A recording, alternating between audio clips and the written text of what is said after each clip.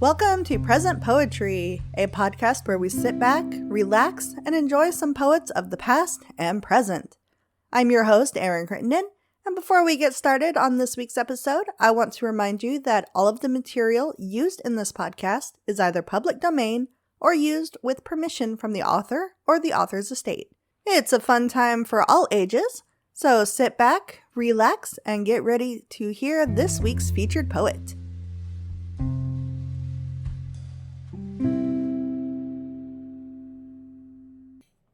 This week's featured poet is AXTON Mitchell. AXTON N.O. Mitchell is a transgender poet stuck in the hell known as Ohio.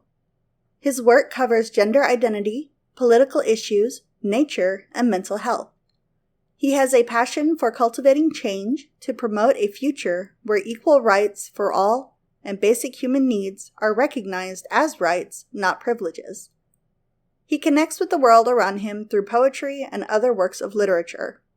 Hiking, camping, and losing track of the day exploring with his dog are some of the ways he spends his time when he's not working, trying to make the starving artist gig less hungry. We are reading a few of his poems that he submitted through the forum at presentpoetry.com.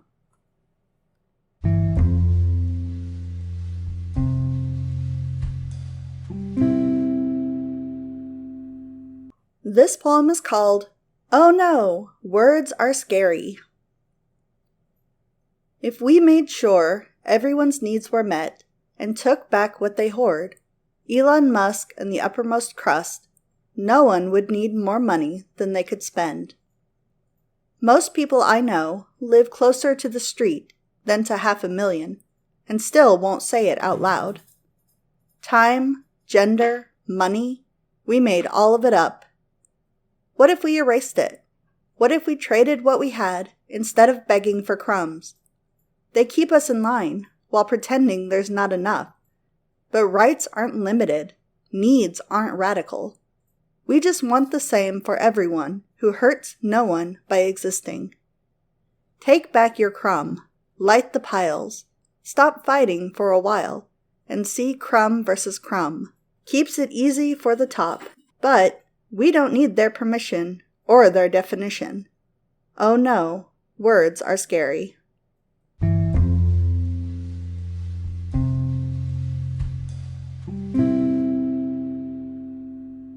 This poem is called The Lost Boy. The lost boy used to be me. That's what I portrayed, what I wanted people to see. Funny enough, I was never truly lost. You just manifest what you end up seeing, what you end up being, so manifest responsibly. The lost boy was never actually part of me. I painted a picture in my head, and it became reality. I wore that identity like a mask, the little girl that came out at last. I was on the scenic route to the man I'd eventually grow into. My feminine identity, a social construct, placed perfectly as the first detour, to create emotional attachment to my lost boy sentiment. I was never going to locate my adolescent boy identity. I felt at a loss. And BPD already makes it impossible to identify with even your most basic self. My identity was hidden on the shelf behind everything they thought I should be.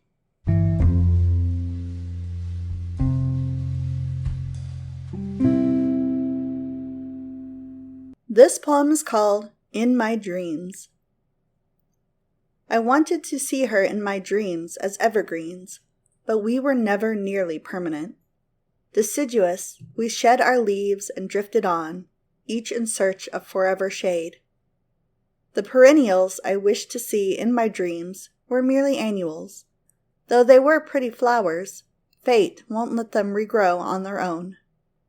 Replanting them year after year is a must, and because of this, our future remains unknown.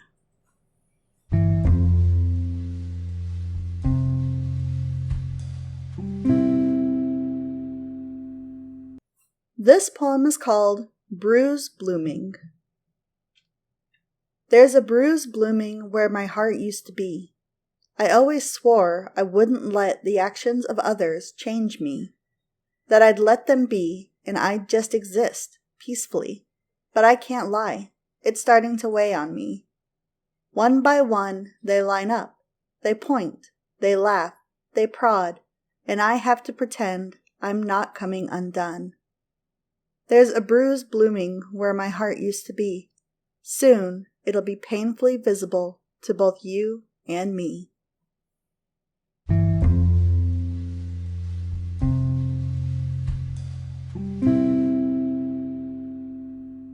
This poem is untitled.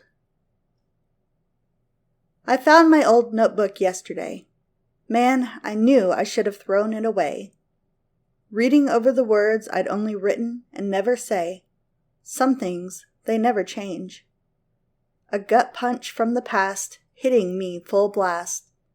Each and every emotion, I feel as if the day I wrote them was yesterday. Thinking about the fact that I know not one of these people anymore is so surreal. It brings me chills. It is a different thrill. I'm sure you don't get this, but those who know will, and the Guardian does. Thank you for listening to this week's episode of the Present Poetry Podcast. If you enjoyed the show, feel free to like us, leave a review, or share us on social media. If you are a poet or you know someone who is, we would love to hear from you. You can reach out to us or submit your work through our website, which is www.present-poetry.com. Again, that is www.present-poetry.com. We can't wait to hear from you.